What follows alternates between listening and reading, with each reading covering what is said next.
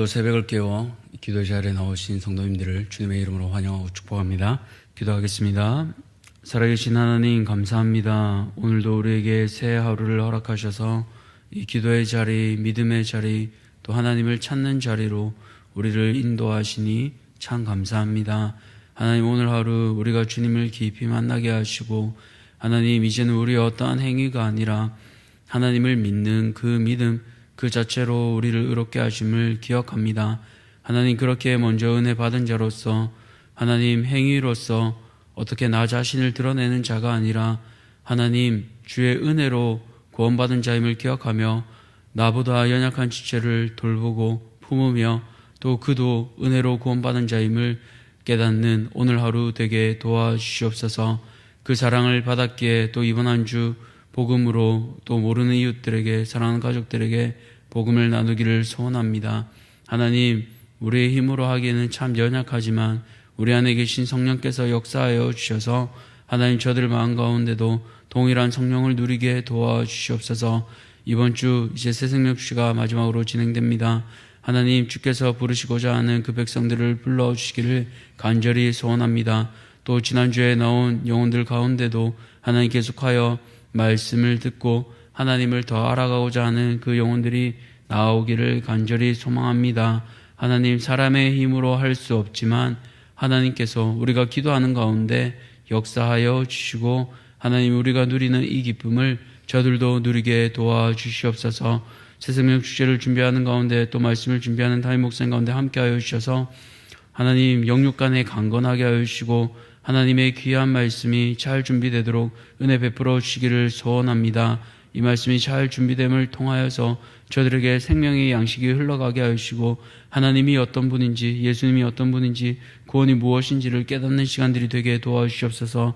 또한 이 축제를 준비하며 수고하는 이들이 있습니다. 주차장에서 또 식당에서 또 여러 가지 안내 자리에서 찬양으로 방송으로 준비하는 수많은 그들을 기억하여 주시고 하나님, 내가 돕는 이 시간들을 통하여서 하나님, 처음 이 자리에 나오는 이들이 하나님을 만나는 이 귀한 일에 하나님 준비됨을 기억해 하여 주시옵소서. 우리 가운데 아픈 지체들이 있습니다. 저들을 돌아보아 주시고 하나님 회복되게 하여 주셔서 함께 이 자리에 나와 예배드릴 수 있도록 주님 은혜 베풀어 주시옵소서. 이제 주의 말씀을 듣습니다. 듣는 자의 귀가 열리게 하여 주시고 하나님, 오늘 하루도 주님 앞에 우리의 인생을 맡겨드리는 사랑하는 모든 대한가족들 되게 도와주시옵소서. 모든 것들 감사드리며 살아계신 거룩하신 예수 그리스도 이름으로 기도드렸습니다. 아멘. 오늘 하나님께서 우리에게 주신 말씀은 갈라디아서 3장 6절에서 14절까지 말씀입니다. 갈라디아서 3장 6절에서 14절까지 말씀, 신약성경 305쪽 갈라디아서 3장 6절에서 14절까지 말씀 함께 교독하겠습니다. 아브라함이 하나님을 믿음에 그것을 그에게 의로 정하셨다함과 같으니라. 그런즉 믿음으로 말미암은 자들은 아브라함의 자손인 줄 알지어다. 또 하나님이 이방을 믿음으로 말미암아 의로 정하실 것을 성경이 미리 알고 먼저 아브라함에게 복음을 전하되 모든 이방인이 너로 말미암아 복을 받으리라 하였느니라. 그러므로 믿음으로 말미암은 자는 믿음이 있는 아브라함과 함께 복을 받느니라. 무릇 율법 행위에 속한 자들은 저주 아래에 있나니 기록된 바 누구든지 율법책에 기록된 대로 모든 일을 항상 행하지 아니하는 자는 저주 아래에 있는 자라 하였음이라. 또 하나님 앞에서 아무도 율법으로 말미암아 의롭게 되지 못할 것이 분명하니 이는 의인은 믿음으로 살리라 하였음이라. 율법은 믿음에서 난 것이 아니니 율법을 행하는 자는 그 가운데서 살리라 하였느니라. 그리스도께서 우리를 위하여 저주를 받은 바 되사 율법의 저주에서 우리를 속량하셨으니 기록된 바 나무에 달린 자마다 저주 아래에 있는 자라 하였음이라. 이는 그리스도 예수 안에서 아브라함의 복이 이방인에게 미치게 하고 또 우리로 하여금 믿음으로 말미암아 성령의 약속을 받게 하려 함이라. 오늘 믿음으로 받는 복 세 가지, 믿음으로 받는 복 세 가지라는 제목으로 말씀을 함께 나누고자 합니다. 오늘 믿음으로 받는 복을 바울은 우리에게 말하고 있는데요. 어떤 복들이 있을까요? 첫 번째로 믿음으로 받는 복은 바로 아브라함의 자손이 되는 것입니다. 앞서 3장 1절에서 5절까지 바울은 갈라디아 교회 성도들이 변한 것을 보고 답답해하며 믿음에 대해 다시 한번 설명하고 있습니다. 5절을 보면요, 믿음은 율법의 행위가 아니라 듣고 믿음을 통해서임을 다시 한번 강조하고 있는데요. 반면에 거짓 교사들은 계속 행위를 강조합니다. 그러면서 이방인이 구원 얻으려면 예수님을 믿는 것뿐 아니라 유대인처럼 할례도 받아야 하고 관습법도 지켜야 한다.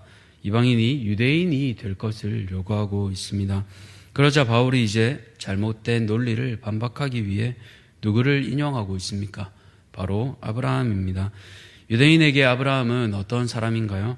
혈통적으로는 유대인의 뿌리, 또 조상이고 자랑할 만한 믿음의 조상, 그 사람이 바로 아브라함입니다. 그 아브라함을 바울이 이렇게 얘기하는 겁니다. 자, 봐라, 거짓 교사들이 너희에게 그렇게 율법 행위들을 가르치고 또 그것을 통해서 구원받는다고 한다. 그런데 그들이 그렇게 자랑하는, 또 신분적으로 자랑하는 그 아브라함을 보아라. 그 아브라함도 무엇으로 구원받았는가? 행위로 구원받은 게 아니다라는 걸 강조합니다. 그래서 6절에 무엇이랍니까? 아브라함이 하나님을 믿음에 그것을 그에게 의로 정하셨다 함과 같으니라. 아브라함이 무언가 잘해서가 아니라 하나님께 인정받을 만한 무언가를 해서가 아니라 오직 하나, 아브라함이 하나님을 믿음에, 오직 믿는 믿음으로 하나님께서 아브라함을 의롭게 여겨주셨다.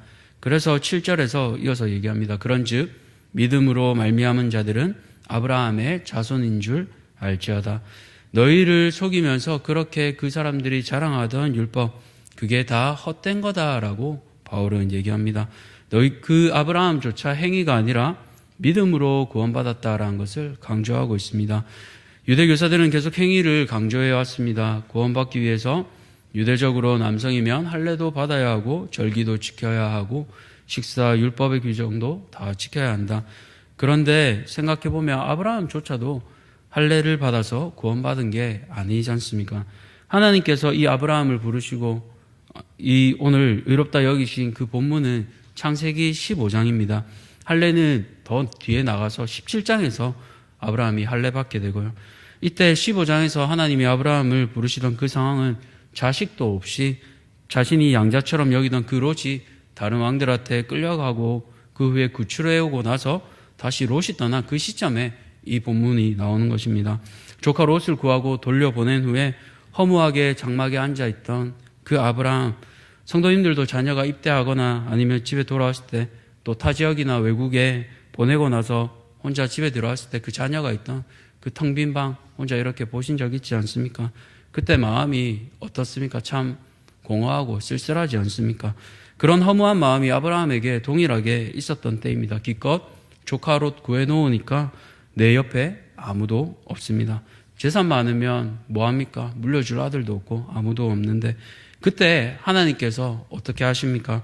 아브라함을 이끌어 밤하늘을 보게 하시고 아브라함아 너에게 자손을 줄게, 아들을 줄게, 하나님께서 그렇게 말씀하시는 거예요. 그때 그 하나님께서 말씀하신 그 약속을 믿은 아브라함을 하나님께서 의롭게 여겨주셨습니다. 그래서 이 아브라함 얘기 전체를 통해서 바울은요, 무엇을 계속 얘기하고 싶은 겁니까?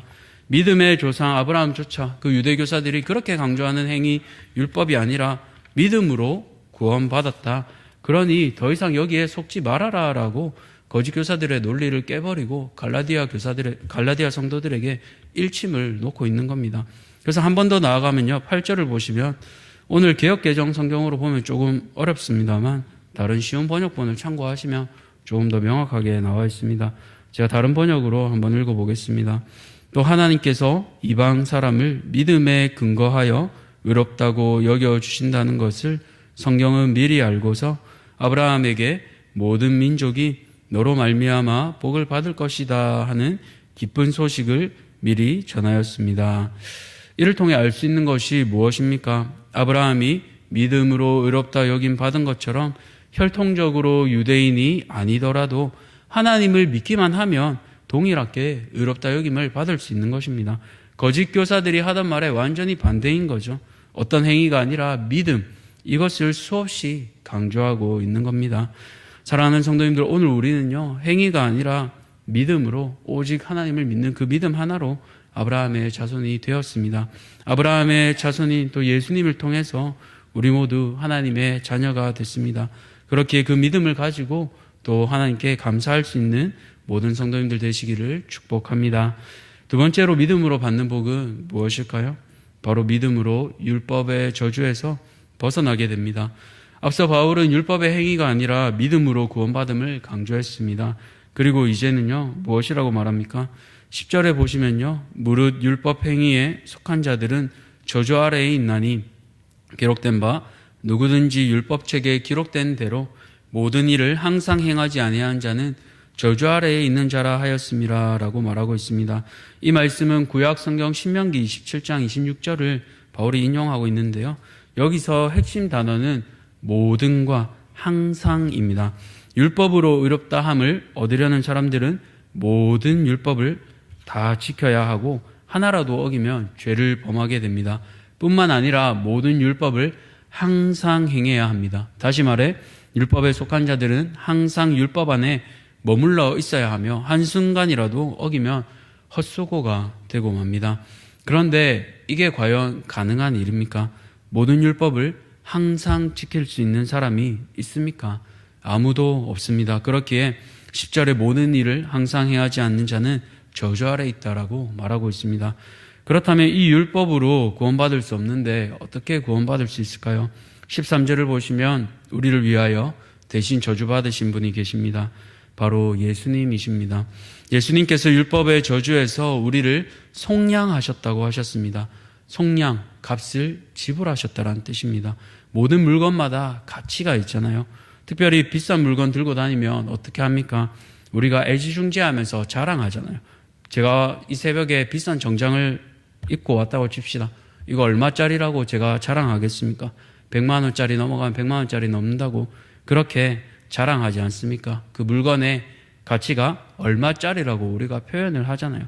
그런 우리를 예수님께서 자신의 목숨을 대신해서 사셨습니다. 그렇게 우리는 우리의 가격표가 어떻게 되겠습니까? 세상 돈으로 매길 수 없는 예수님짜리가 우리가 되는 거예요. 그래서 우리는요, 세상에 하나밖에 없는 존재가 되고 누구보다 하나님이 사랑하시는 세상의 가치로 매길 수 없는 예수님짜리가 되는 겁니다. 그럼 우리는 어떻게 해야 되겠습니까? 여전히 이 가치를 모르는 이들에게 기쁜 소식을 전해야 하지 않겠습니까? 내가 죽어야 할 그 저주받은 자리, 그 나무에서 예수님이 대신 죽으셨습니다. 그리고 예수님께서는 쉴만한 나무, 기댈 나무가 되어주셔서 우리에게 영원한 쉼을 주셨습니다. 그것은 율법이 아니라 구주 예수님을 믿기만 하면 우리에게 주신 은혜고 선물입니다. 사랑하는 성도님들, 이 말씀을 듣는 가운데 세상에서 바쁘게 지내며 한숨 짓고 눈물 짓는 우리의 동료들도 생각나는 분들이 혹시 계십니까? 그분들에게 저주가 아니라 영원한 쉼을 허락하시는 그 예수님을 전하는 모든 성도님들 되시기를 축복합니다. 마지막으로 믿음으로 받는 복은 무엇입니까? 바로 믿음으로 성령의 약속을 받게 됩니다. 앞서 믿음으로 받는 복의 첫 번째는 아브라함의 자손이 되는 것이며 두 번째는 율법의 저주에서 벗어나는 것을 살펴보았습니다. 이제 우리에게 믿음으로 받는 마지막 복은 성령의 약속입니다. 바울 사도는요, 3장 전체에 걸쳐서 율법과 믿음의 관계를 설명하고 나아가 성령을 강조하고 있습니다. 그래서 3장 서두에 예수를 믿으면 성령을 받게 됨을 얘기하고 이것은 율법이 아닌 듣고 믿는 믿음임을 강조했었습니다. 또 우리가 잘 아는 것처럼 성령께서는 이 어떤 일을 하십니까? 고린도전서 12장 3절을 보시면 하나님의 영으로 말하는 자는 누구든지 예수를 저주할 자라 아니하고 또 성령으로 아니하고는 누구든지 예수를 주시라 할 수 없느니라 라고 말하고 있습니다. 즉 성령께서 하시는 일은 예수님을 주로 고백하게 하시는 일입니다. 우리가 오늘 예수님을 구주로 고백하는 것, 이것은 성령께서 하시는 일입니다. 그렇다면 이런 성령 받은 사람의 특징은 무엇일까요? 바로 서로를 나누지 않고요, 벽을 세우지 않고 하나 되게 합니다. 우리는 보통 복음을 개인적으로 많이 생각합니다. 나를 살리신 예수님, 나와 함께 하시는 성령님. 맞습니다. 그런데 이 개인적인 경험들만 가득 차면요, 남이 또 지체가 보이지 않습니다. 그렇기에 고린도 교회는요, 은사가 있지만 서로를 자랑하고 또 다른 계파가 있으면 배척하잖아요. 그것은 결코 예수님이 기뻐하시는 모습이 아닙니다. 그래서 고린도전서 12장 11절에서 13절까지를 보시면 바울이 이렇게 얘기하고 있습니다. 모든 일은 같은 한 성령이 행하사 그의 뜻대로 각 사람에게 나누어 주시는 것이라. 몸은 하나인데 많은 지체가 있고 몸의 지체가 많으나 한 몸인과 같이 그리스도도 그러하니라. 우리가 유대인이나 헬라인이나 또 종이나 자유인이나 다 한 성령으로 세례를 받아 한 몸이 되었고 또 한 성령을 마시게 하셨느니라. 아멘. 한 성령께서 각자에게 달란트, 은사를 주시지만요, 그것은 서로 나누고 벽을 세우는 것이 아니라 한 몸 되게 하기 위해서 주신 것을 알 수 있습니다.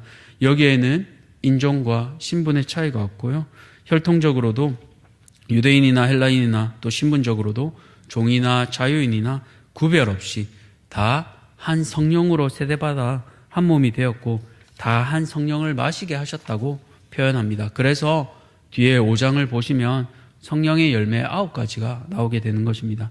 성령 충만한 사람은요, 열매를 맺습니다. 배척하지 않고요, 무례히 행하지 않습니다. 교회를 하나 되게 하고요, 나보다 연약한 지체를 예수님의 마음으로 품는 사람입니다. 오늘 우리에게 그 믿음을 주신 하나님, 그 복을 받게 하신 하나님을 나뿐만 아니라 모두에게 흘러가게 하는 성도님들 되시기를 소원합니다. 그 믿음의 복, 특별히 성령을 주신 것은 갈라디아 교회와 같이 나의 어떠한 행위로 상대를 나보다 깔보고 어떻게 여기는 것이 아니라 오히려 처음 복음을 받았던 바울처럼 자신에게 자랑할 것이 아무리 많아도 그것을 자랑하지 않고 오직 하나님만, 오직 복음만, 오직 예수님만을 전달한 것이 참된 복음을 받은 사람임을 기억하시길 바랍니다. 말씀을 맺겠습니다. 믿음으로 우리가 받는 복은 3가지입니다. 우리는 율법이 아닌 믿음으로 아브라함의 자손이 되었습니다. 이방인이지만 아브라함에게 약속하신 그 복을 우리도 누리게 되었습니다. 또한 율법의 저주를 우리가 받지 않고 예수님께서 대신 받으셨습니다. 그렇기에 우리는 다른 세상의 가치로 매기지 않고 오직 예수님의 가치로 매겨진 사람들입니다. 마지막으로 성령께서 날마다 우리와 동행하시는 그 복을 받았습니다. 성령의 복을 기억하시고 성령의 열매를 기억하시고 그 복을 나를 위해서 사용하는 자들이 아니라 교회를 세우고 예수님을 자랑하기 위해 오늘 그 성령의 은사를 마음껏 이웃들에게 나눠주시는 모든 성도님들 되시기를 축원합니다. 기도하겠습니다. 살아계신 하나님 감사합니다. 믿음으로 받는 복을 오늘 우리가 살펴보았습니다. 하나님, 바울은 자신이 자랑할 것을 자랑하지 않고 오히려 믿음으로 구원받은 것을 다시 한번 갈라디아 성도들에게 얘기하고 있음을 깨닫게 됩니다. 하나님, 이제는 우리가 어떠한 행위가 아니라 믿음으로 아브라함의 자손이 되었고 아브라함의 자손인 그 예수님을 우리도 동일한 복으로 받았습니다. 율법의 저주로 우리가 나무 아래 나무에 매달려야 하지만 하나님, 오히려 예수님께서 나무에 매달리시고 우리를 쉴만한 휴식으로 나무로 인도하심을 기억합니다. 오늘 그 나무인 십자가를 바라볼 때마다 나를 위해 죽으신 그 예수님을 기억하며 나만 위해 죽으신 예수님이 아니라 지체를 위해서도 죽으신 그 예수님의 사랑을 기억하며 이웃들을 긍휼히 여기고 지체를 긍휼히 여기며 또 나에게 허락하신 그 성령을 기억하며 성령의 9가지 열매를 날마다 삶에서 이루어내며 내 힘으로 애쓰지 않고 내 안에 계신 성령께서 날마다 수준적으로 우리를 변화시켜 가시는 그 은혜를 깊이 누리는 사랑하는 대한교회 모든 성도들 되게 도와 주시옵소서. 모든 것들 감사드리며 살아계신 우리 구주 예수 그리스도 이름으로 기도드렸습니다. 아멘. 하늘에 계신 우리 아버지여, 이름이 거룩히 여김을 받으시오며 나라가 임하시오며 뜻이 하늘에서 이루어진 것 같이 땅에서도 이루어지이다. 오늘 우리에게 일용할 양식을 주시옵고 우리가 우리에게 죄 지은 자를 사하여 준 것 같이 우리 죄를 사하여 주시옵고 우리를 시험에 들게 하지 마시옵고 다만 악에서 구하시옵소서. 나라와 권세와 영광이 아버지께 영원히 있사옵나이다. 아멘. 오늘 기도하실 때는 행복한 교회 조영화 목사님을 위해 기도하겠습니다. 첫 번째로 전도 폭발 훈련이 교회 안에 정착될 수 있도록, 또 노방전도가 다시 시작되어 쉬지 않고 복음을 전할 수 있도록, 주일학교가 회복되어 유치부, 초등부, 중고등부가 다시 모임을 시작하고 활성화될 수 있도록 행복한 교회 조영화 목사님을 위해 기도하시고요. 특별히 광고가 한 가지 있습니다. 오늘 아침 기도회가 마치고 나서 교회 외벽에 코킹 작업이 있습니다. 그래서 기도회 후에 특별히 지상 주차장에 주차된 차량은 6시 30분 이후까지는 다 이동해 주시면 감사하겠습니다. 주차장에 차를 대신 분들은 6시 반 이후로 꼭 차를 이동해 주시면 감사하겠습니다. 각자의 기도 제목 가지고 또 행복한 교회 조영화 목사님을 위해 시간 함께 기도하고 개인의 기도로 마무리하겠습니다.